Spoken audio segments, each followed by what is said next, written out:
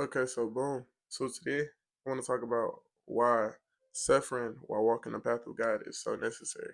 A lot of people who don't know who God really is for real tend to make the statement that, oh, if God is real, then why is there things like cancer? If God is real, then why is there this type of suffering and that type of suffering? But they don't understand God is not a God who isn't gonna allow you to suffer. He's a God that wants you to suffer to build you. I'm not saying that he can't stop your suffering, but why would he stop something that can build you and teach you lessons? Of course, it'll be an eventual solution to your suffering to end it.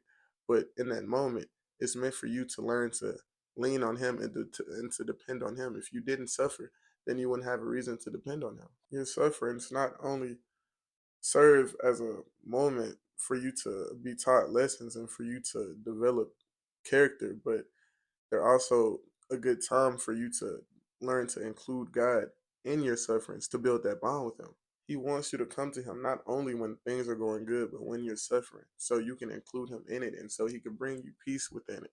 And in you learning to include him in your suffering and depending on him to bring you peace, you're learning to depend on him and stop being so reliant on yourself. But the most important factor of suffering and the reward that it brings is you learning that you have a God who wants to just have a relationship with you. In all your sufferings, he never wants you to be alone in them.